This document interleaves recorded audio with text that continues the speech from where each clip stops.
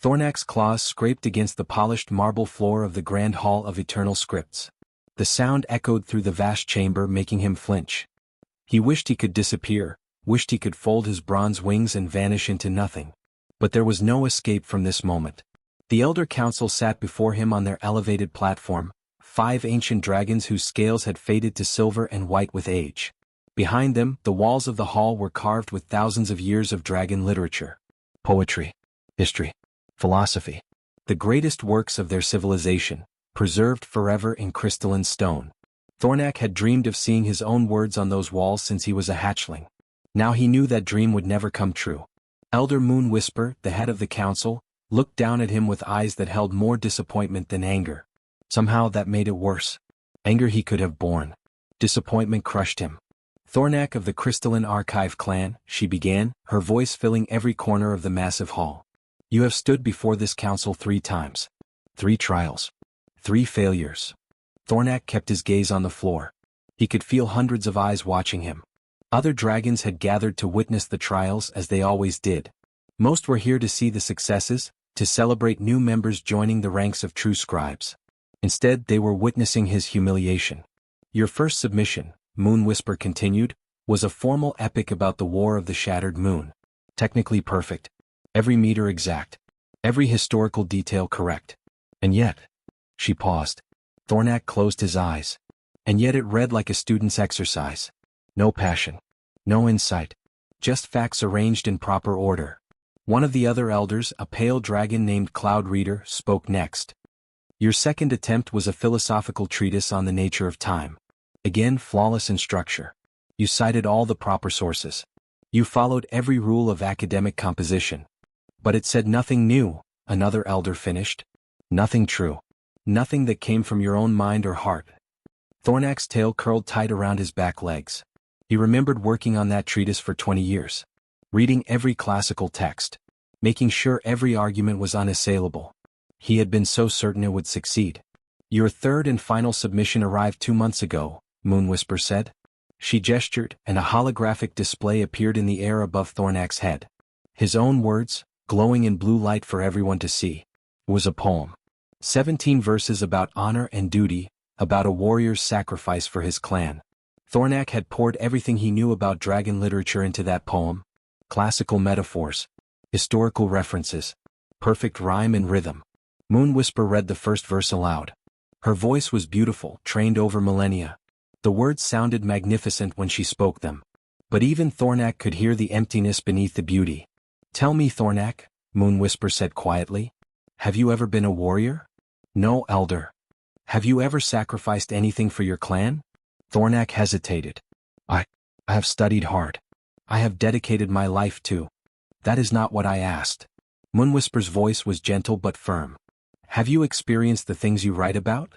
I write about eternal truths, Thornak said, his voice barely a whisper. About the great themes of our civilization. That is what dragon literature is meant to preserve. Yes, Moon Whisper agreed. We preserve eternal truths. But first, someone must discover those truths. Must live them. Must feel them deeply enough to capture them in words that make others feel them too. She dismissed the hologram with a wave of her claw. Your words are perfect, Thornak. Perfect and empty. Like a beautiful vase with nothing inside. The other elders nodded in agreement. Thornak felt something break inside his chest. The council must now vote, Moon Whisper announced. All in favor of granting Thornak another trial? Silence. Not a single claw was raised. Thornak had known it was coming, but the reality of it still hit him like a physical blow. No more chances. After 3 trials, the decision was final. Then we must render judgment, Moon Whisper said. She stood, and the other elders stood with her. The formal words came next, the words Thornak had heard spoken only once before, to another failed dragon when he was young. Thornak of the Crystalline Archive clan, you are hereby declared word broken. Gasps and whispers filled the hall. Word broken. The worst designation a dragon could receive. It meant he could form letters, could arrange words in proper order, could follow every rule of grammar and composition. But he could not create meaning. Could not write anything worth preserving. In dragon society where writing was the highest art, it was the deepest shame. You are exiled from the Central Territories, Moon Whisper continued. You may not teach. You may not submit your work to any archive. You may not claim your clan name in any official capacity. Thornak's legs felt weak. Exile. Leaving behind everything he knew. Everyone he had grown up with. The border territories are open to you, Moon Whisper said. Perhaps distance from our libraries and traditions will teach you what study could not. If you ever discover true meaning in your words, you may request one final trial. But know that such a return is rare. Most word-broken dragons never find their voice. She sat down and the other elders followed. The judgment was complete. Thornak stood frozen for a long moment. He wanted to argue, to beg for another chance, to promise he would do better. But what could he say? Everything the council had said was true. He had studied for decades, had followed every rule perfectly, and still produced nothing but empty words. You have 1 week to prepare for your journey, Moon Whisper said, her voice softer now. I'm sorry, Thornak. Truly. But the council's decision is final. Thornak bowed his head, the formal gesture of acceptance. Then he turned and walked toward the massive doors at the far end of the hall. Every step felt heavy. He kept his eyes down, unable to face the stares of the other dragons. Some looked at him with pity. Others with relief that it was not them standing in his place. A few younger dragons looked scared, as if failure might be contagious. As Thornak passed through the doors and into the bright sunlight outside, he heard the whispers behind him. Poor thing. 3 chances and couldn't manage even one decent piece. Imagine being word-broken. How humiliating. Thornak spread his wings and launched himself into the sky. He flew fast and hard, putting distance between himself and the Grand Hall. He did not know where he was going. Just away. 1 week later, Thornak left the Central Territories carrying almost nothing. 3 failed manuscripts that he could not bear to destroy. A few books of classical literature. Some basic supplies. He flew east for days, toward the border territories where few dragons lived. The land there was wild and empty. Perfect for a failure who wanted to disappear. He found a cave on a clifftop overlooking a green valley. It was smaller than his old home, darker, lonelier. But it would do. Far below, Thornak could see a small settlement of humans. They had only recently joined the galactic community, these short-lived creatures. They built simple houses, farmed simple fields, lived simple lives. Thornak settled into his cave and tried not to think about what he had lost. The respect of his clan. His dreams of becoming a great writer.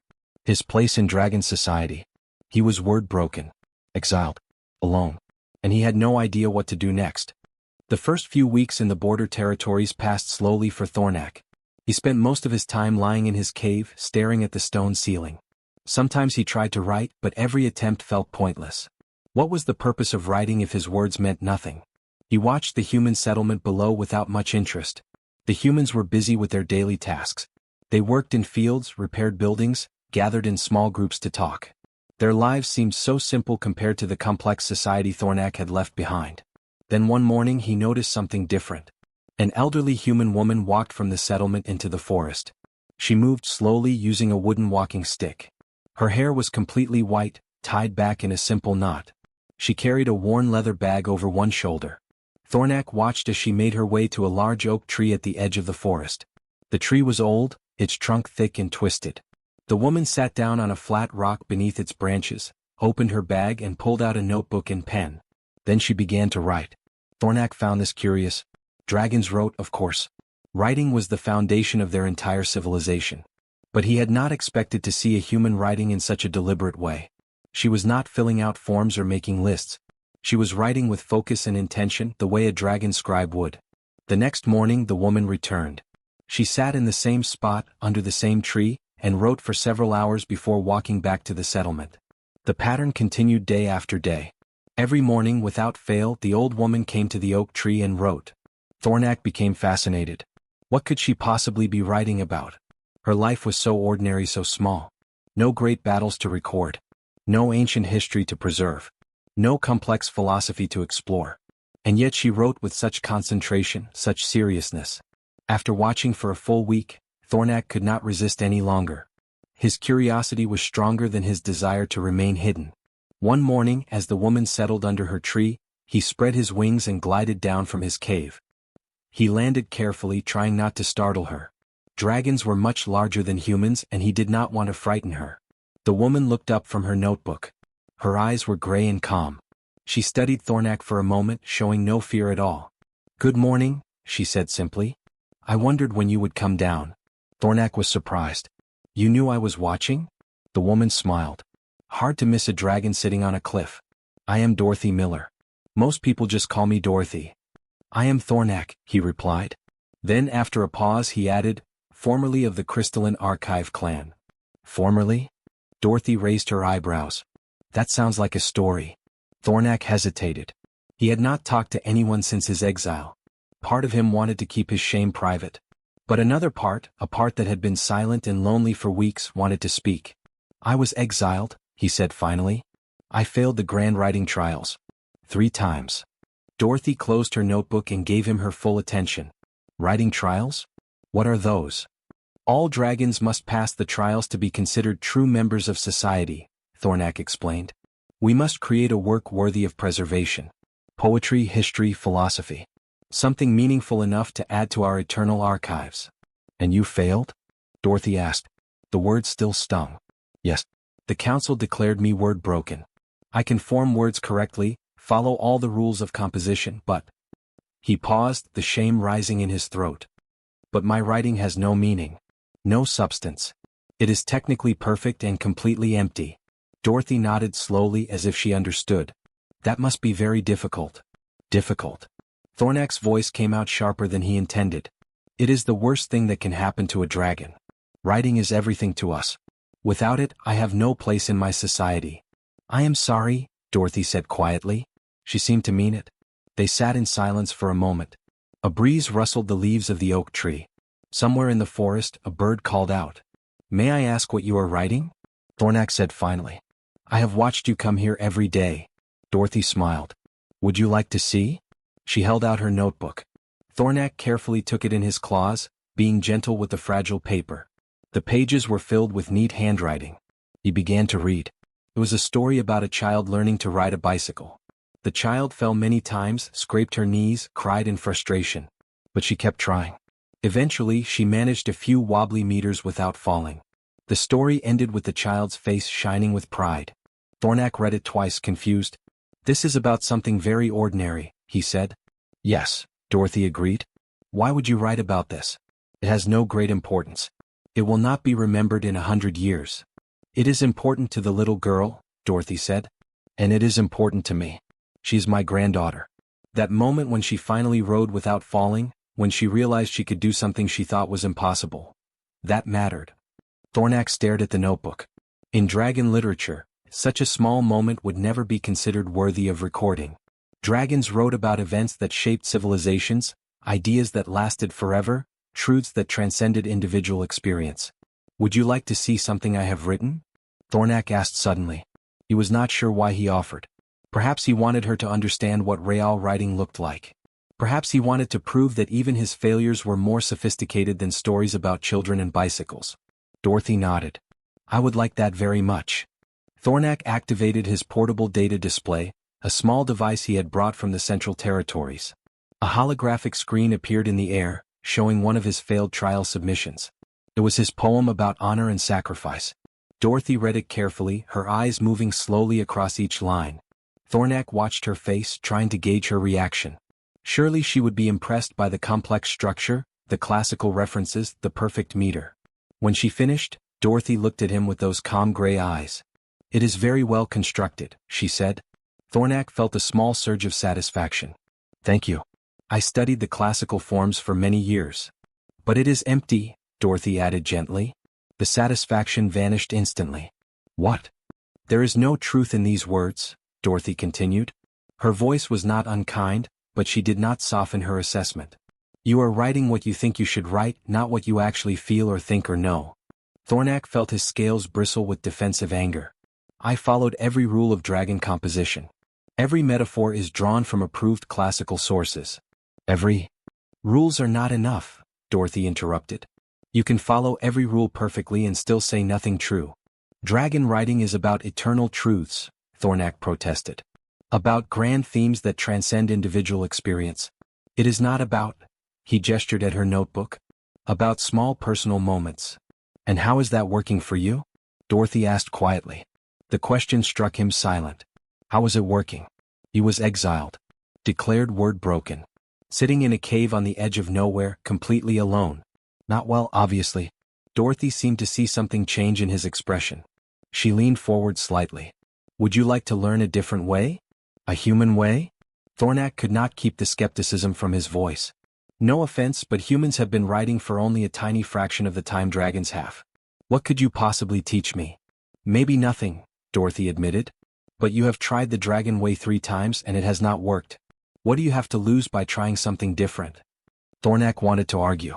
Wanted to defend the superiority of dragon literature, the wisdom of studying classical forms, the importance of following established rules. But the words died in his throat.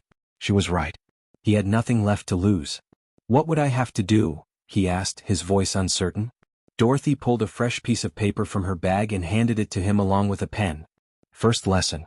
Describe this forest. But you cannot use the words majestic, ancient, eternal, or glorious. Thornak stared at her. But those are the proper words for describing nature in dragon literature. Exactly, Dorothy said. That is exactly the problem. Now write. Thornak stared at the blank paper for a long time. Describe the forest without using majestic, ancient, eternal, or glorious. It seemed impossible. Those were the foundation words of nature description in dragon literature. How could he write about trees and sky without them? He tried several times. Each attempt felt wrong, awkward, like speaking with half his vocabulary missing. The forest stands tall and... No, that was too similar to the forbidden words. The trees reached toward... Too formal, too much like his old style. Dorothy watched patiently, saying nothing. She simply waited. Finally, Thornak forced himself to actually look at the forest. Not to think about how dragons were supposed to describe forests, but to see what was really there in front of him. The oak tree had rough bark with deep grooves. A beetle crawled along one of the grooves. Leaves rustled in the wind, making a soft whispering sound. Sunlight came through the branches in scattered patches, making bright spots on the ground. He wrote slowly, "The oak bark is rough under my claw. Leaves whisper to each other in the wind. Sunlight makes spots of gold on the dirt." It felt simple. Too simple. But Dorothy read it and smiled.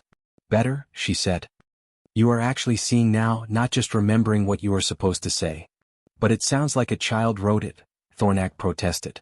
"It sounds honest," Dorothy corrected. "That is more important than sounding impressive." The lessons continued every morning. Dorothy gave Thornak exercises that felt strange and uncomfortable. Write about eating breakfast. Just breakfast. Nothing symbolic, nothing metaphorical. Just the actual experience of eating food. Thornak struggled with this one for days. Dragon literature never mentioned something as mundane as meals unless they were ceremonial feasts with deep cultural significance. But Dorothy insisted. "What did you eat this morning?" she asked. "I caught a mountain goat," Thornak said.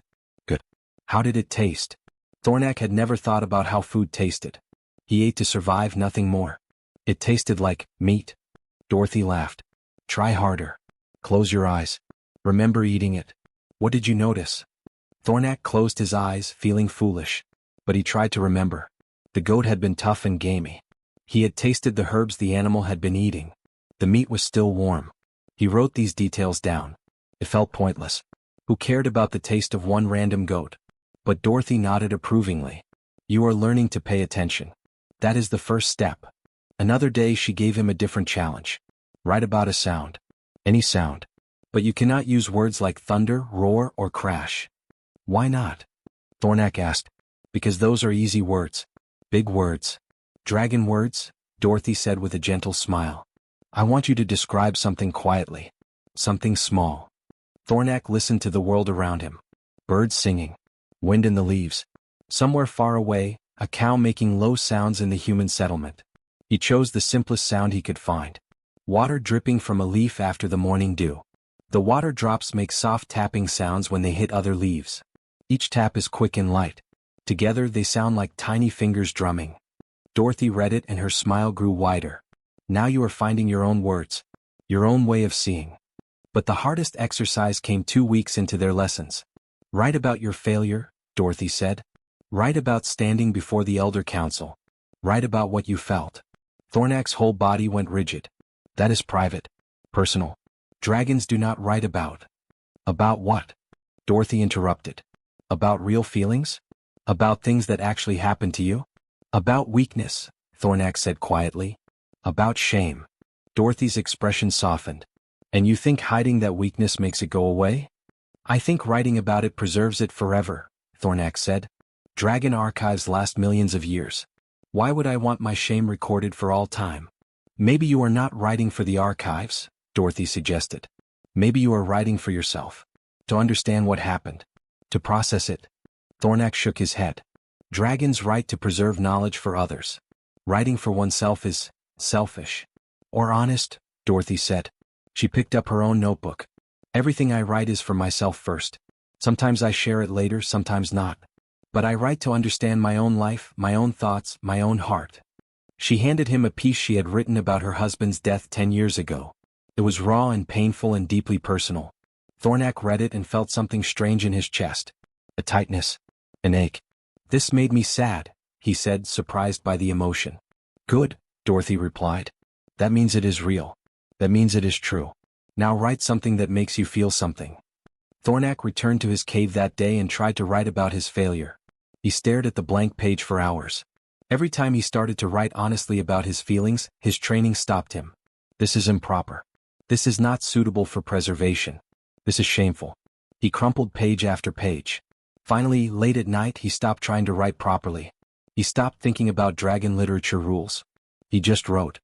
He wrote about standing in the grand hall, feeling small despite his size. About hearing the word broken echo through the chamber.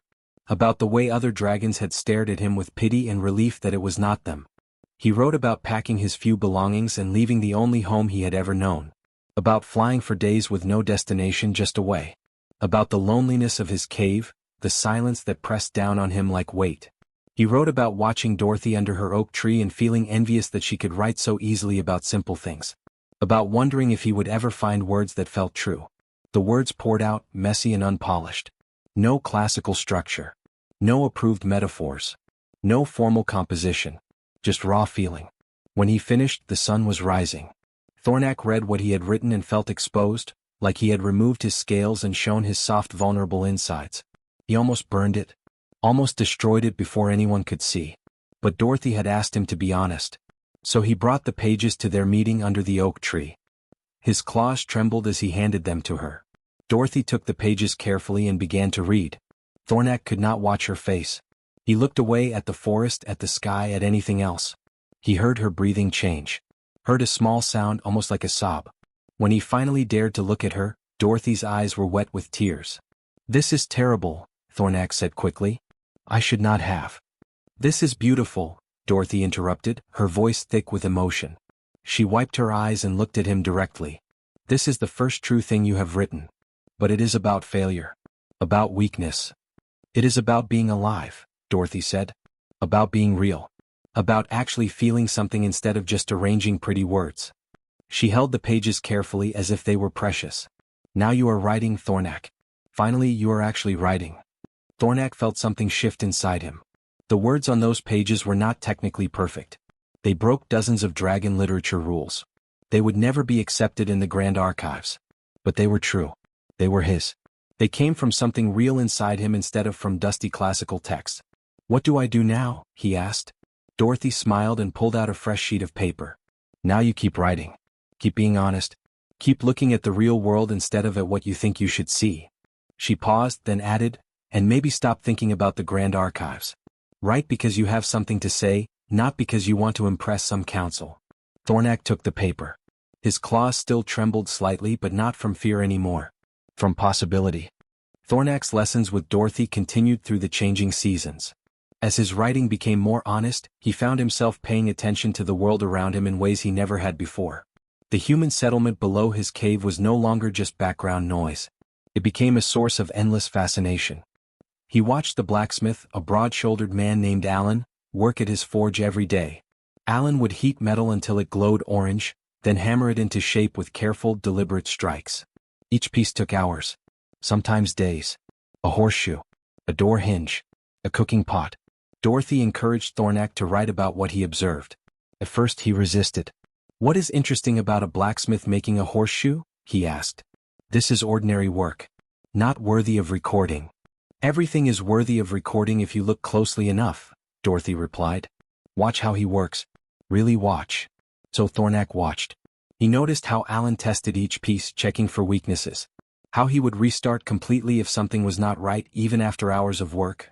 How he took pride in details no one else would see. Thornak wrote about this. About the patience required to do simple work well. About taking pride in creating something useful rather than something grand. When he read it to Dorothy, she nodded with approval. You are seeing the person, not just the task. That is good writing. He began writing about other people in the settlement. Linda, the schoolteacher who spent her evenings helping her young daughter sound out words in a picture book. The patience in Linda's voice. The concentration on her daughter's face. The joy when the girl read a whole sentence by herself. Old George, who tended a vegetable garden with the same seriousness Alan brought to metalwork. The way George talked to his plants as he watered them. The gentle care he showed to each tomato and bean sprout. These were ordinary people doing ordinary things. But as Thornak wrote about them, he discovered something surprising. Their ordinary lives contained extraordinary moments. Small victories. Quiet kindness. Simple beauty. His words began to feel different. Not empty anymore. Not hollow. They had weight. Substance. Truth. One afternoon, as Thornak sat near the oak tree working on a new piece, a young boy approached him. The boy was small, perhaps 8 or 9 years old, with messy brown hair and nervous energy. Mr. Dragon? The boy said, his voice shaking slightly. Thornak looked down at him. The boy held a few wrinkled papers clutched in his hands. My name is Carl, the boy continued. Miss Dorothy said, she said you might read my story. Thornak was surprised. He glanced at Dorothy, who sat nearby with an encouraging smile. You wrote a story? Thornak asked. Carl nodded quickly. It is probably not very good. But Miss Dorothy said you help people with writing, so maybe? He trailed off, looking uncertain. Thornak carefully took the papers from Carl's small hands. The handwriting was messy, full of crossed-out words and spelling mistakes. But Carl had tried to write neatly. The story was simple. Carl's dog, a brown mutt named Buddy, had run away one morning. Carl searched everywhere. He asked neighbors. He walked through the forest calling Buddy's name until his voice was hoarse. He was afraid he would never see his dog again. Then late in the evening, Carl heard scratching at the door. Buddy had come home on his own, muddy and tired but safe. Carl hugged him and cried with relief. The story ended with Carl giving Buddy extra dinner and promising to fix the hole in the fence so he could not escape again. Thornak read it twice. The grammar was imperfect. The sentences were sometimes awkward. But something about the story touched him. He could feel Carl's fear when Buddy was missing. His joy when the dog returned. This is good writing, Thornak said seriously. Carl's face lit up. Really? You are not just being nice. I do not believe in being nice about writing, Thornak replied. I believe in being honest. And honestly, you made me care about your dog even though I have never met him. That is what good writing does. Carl's smile grew even wider. Thank you, Mr. Dragon. Thank you so much. The boy ran off, clutching his story, practically glowing with happiness. Thornak felt something warm spread through his chest. Pride, but not in himself. Pride in Carl for having the courage to share his words. Joy at encouraging a young writer. That was kind of you, Dorothy said quietly. I only told him the truth, Thornak replied. But he understood now what Dorothy had been teaching him all along. Carl's story about a lost dog mattered. It was real. It was honest. It came from genuine emotion. Dragon literature would have dismissed it as too simple, too personal, too small. But those dragons would be wrong. Over the following weeks, more people from the settlement began to interact with Thornak. At first they were nervous. A dragon was a dangerous creature after all. But Dorothy vouched for him and gradually people relaxed. They invited him to community gatherings. He was too large to fit inside buildings, but he would settle nearby and listen to the conversations, the laughter, the occasional arguments. He wrote about all of it. The harvest festival where everyone brought food to share. The winter preparations as people gathered firewood and preserved vegetables. The wedding of 2 young farmers who danced under lantern light while their friends cheered. These humans lived such short lives compared to dragons.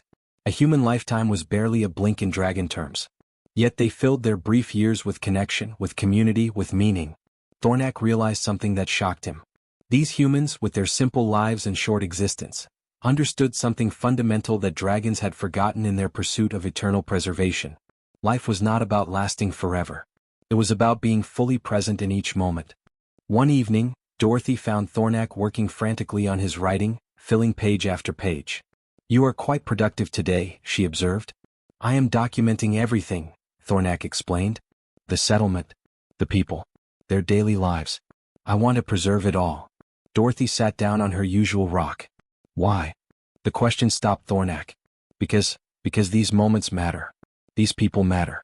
Even if Dragon Society thinks their lives are too ordinary to record. That is true, Dorothy agreed. But there is something else you should consider. What? The next grand writing trial is in 4 months, Dorothy said.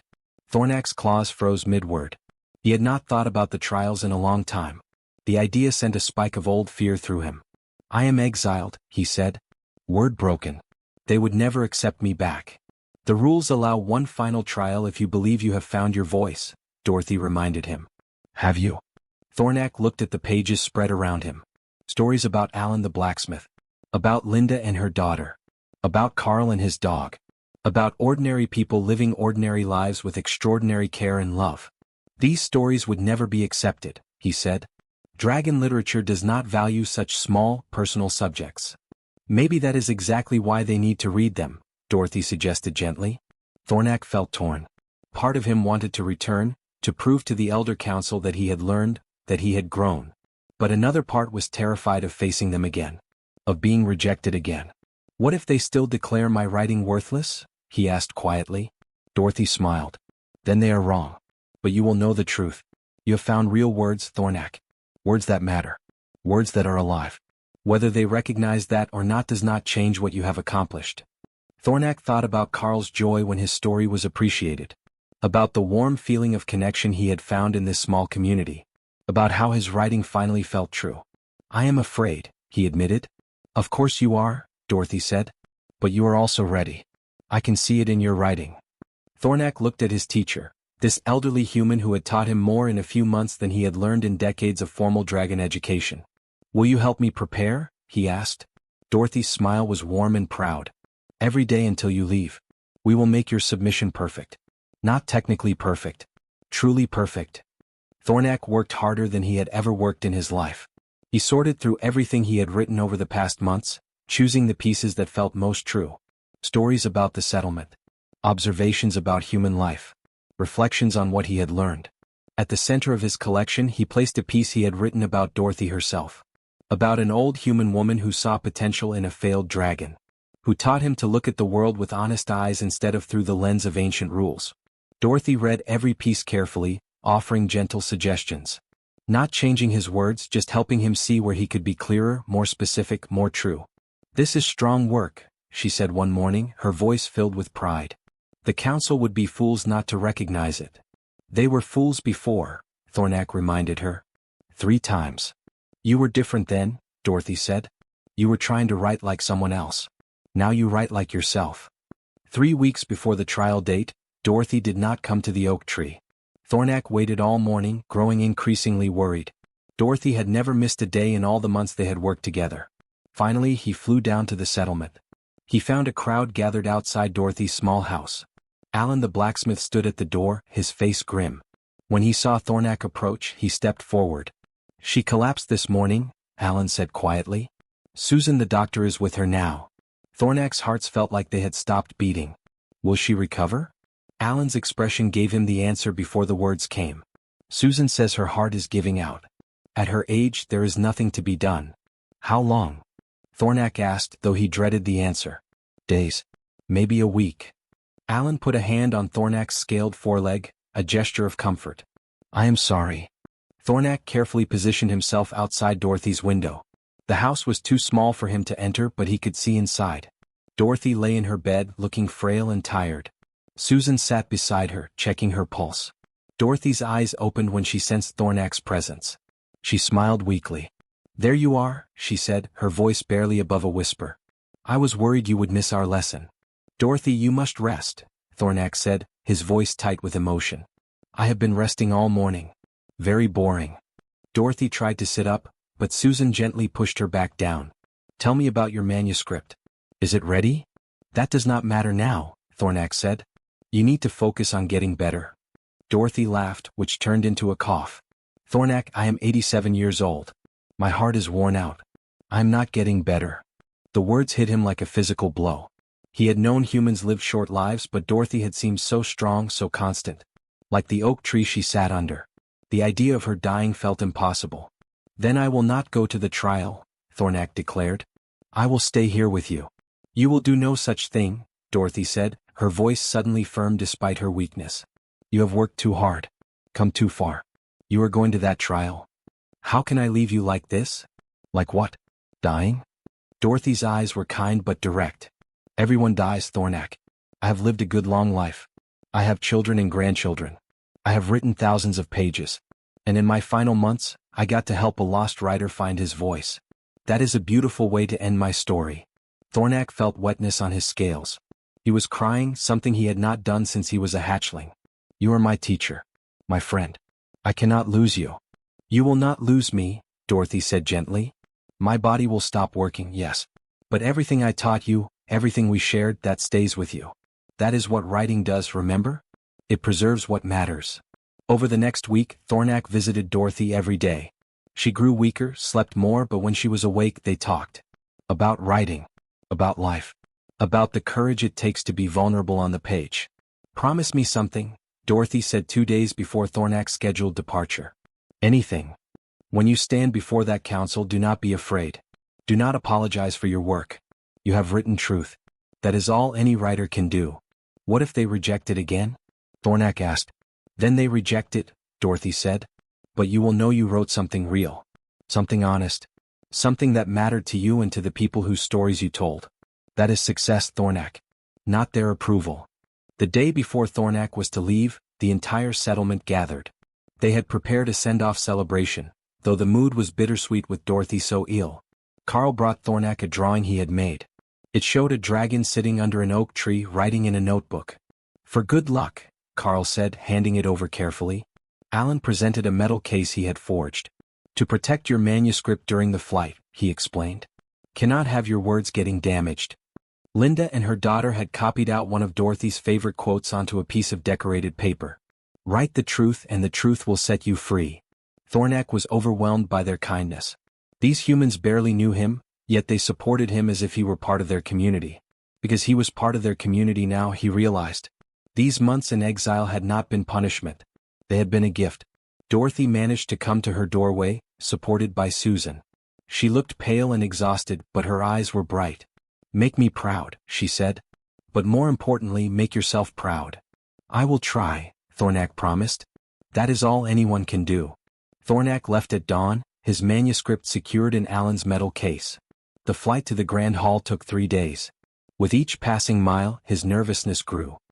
He was returning to the place of his greatest shame, where he had failed 3 times, where he had been declared word broken. But he was also different now. He was not bringing empty words arranged in pretty patterns. He was bringing truth. The Grand Hall looked exactly as he remembered. Crystalline walls soaring into the sky. Ancient carvings of legendary dragon riders. The weight of millions of years of literary tradition. Inside, the hall was filled with dragons presenting their trial submissions.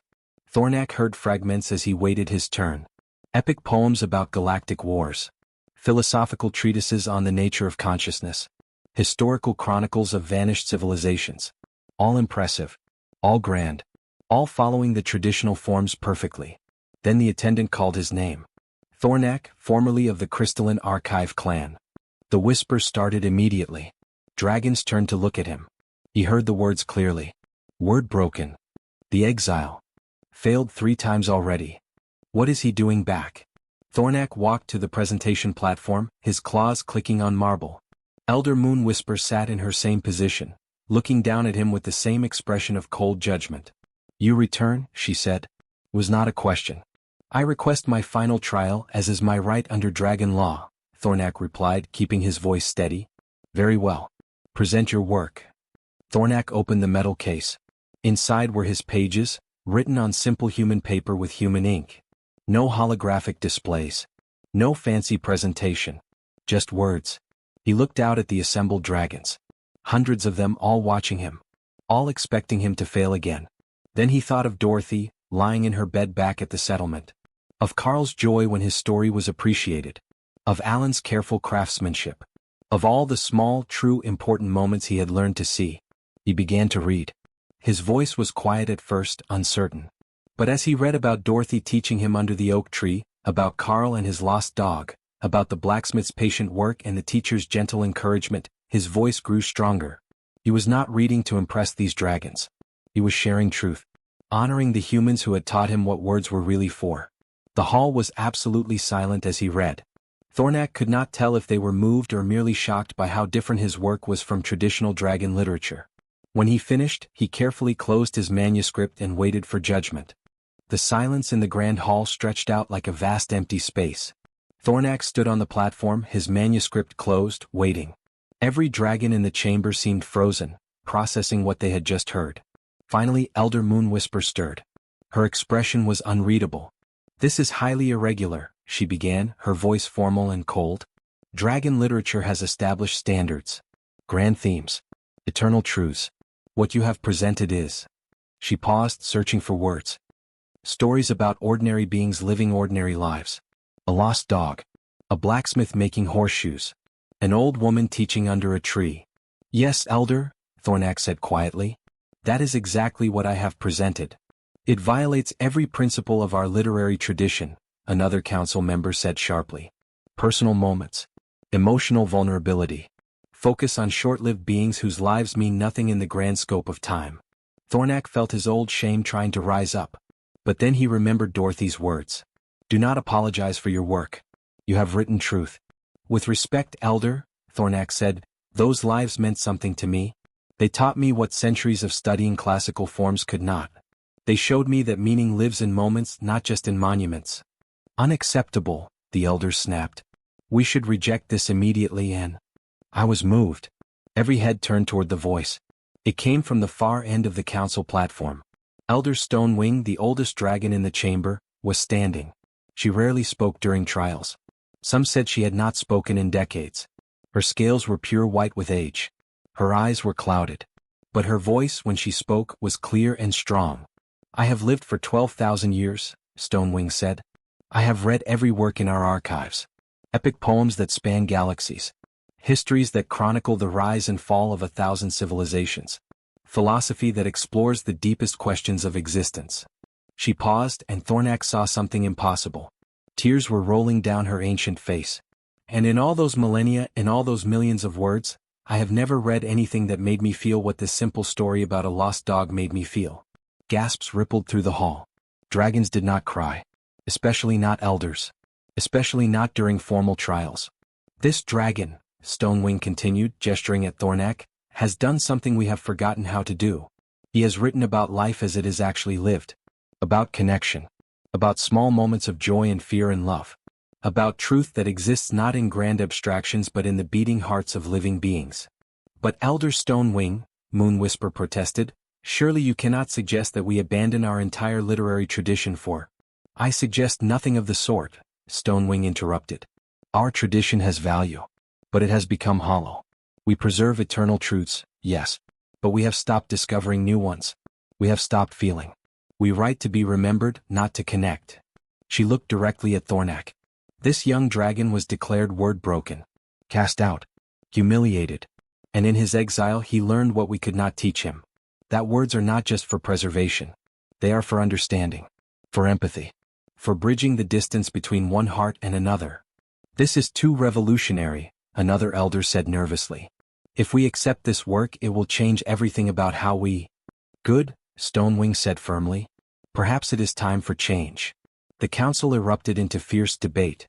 Some elders argued passionately that Thornak's work was inappropriate, that it violated sacred traditions, that accepting it would undermine everything dragon literature stood for.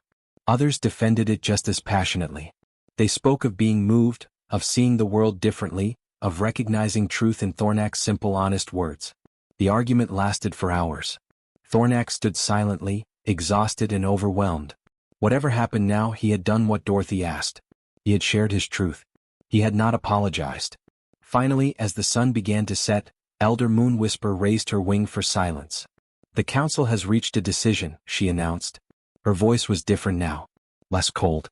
More thoughtful. "We cannot reject this work. Elder Stonewing is correct. There is truth here, even if it is not the kind of truth we are accustomed to preserving." Thornak's hearts began to beat faster. However, Moon Whisper continued, we cannot simply accept it under our existing categories either. It fits none of our traditional designations. Here it comes, Thornak thought. Another rejection. Another failure, just worded differently. Therefore, Moon Whisper said, we create a new designation. We name you Bridge Scribe Thornak.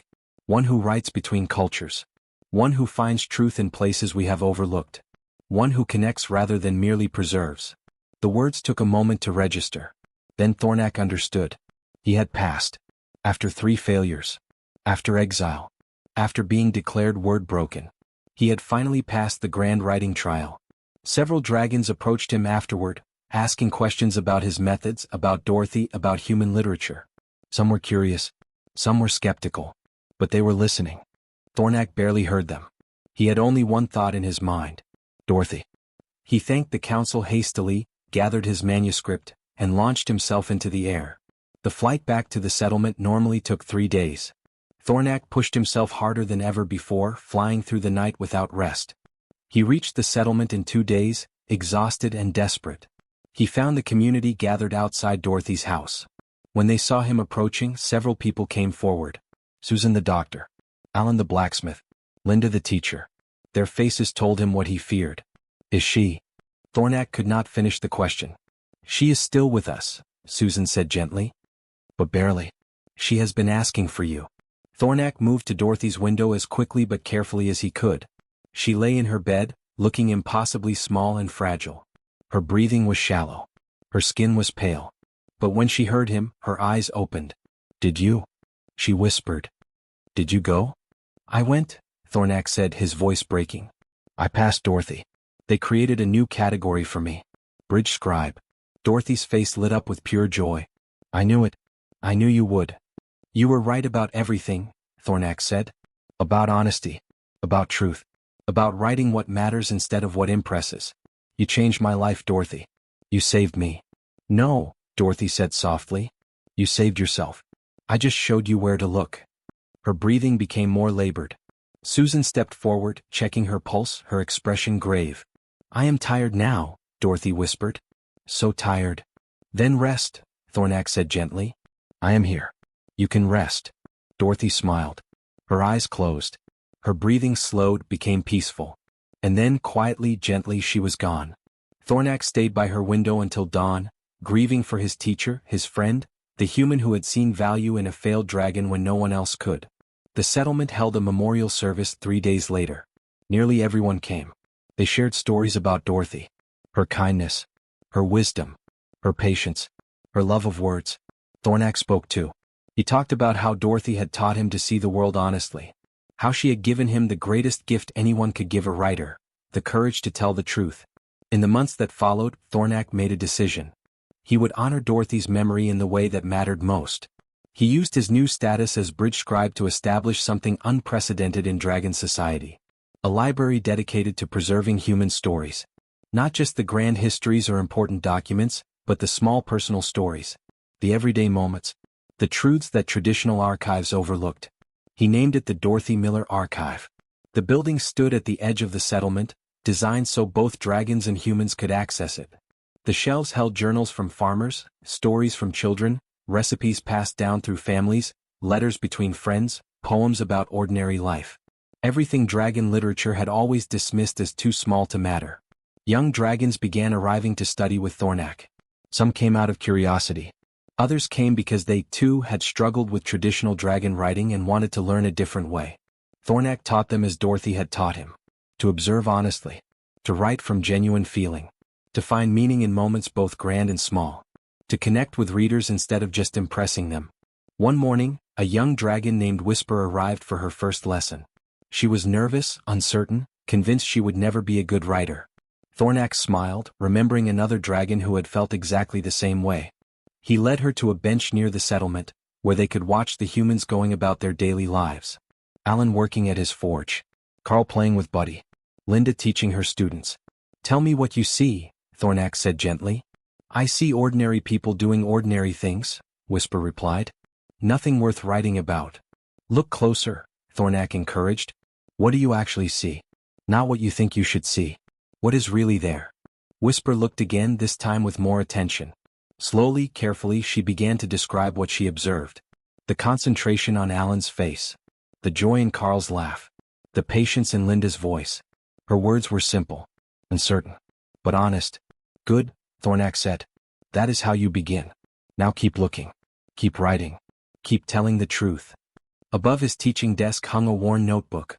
Dorothy's final journal. And next to it, a quote Thornak had written in his own careful script. The smallest moments contain the greatest truths. Dorothy Miller, teacher, writer, friend. Every morning before his students arrived, Thornak would read those words. And every morning, he would remember the old human woman who taught a failed dragon that words were not about being perfect. They were about being real. And that made all the difference.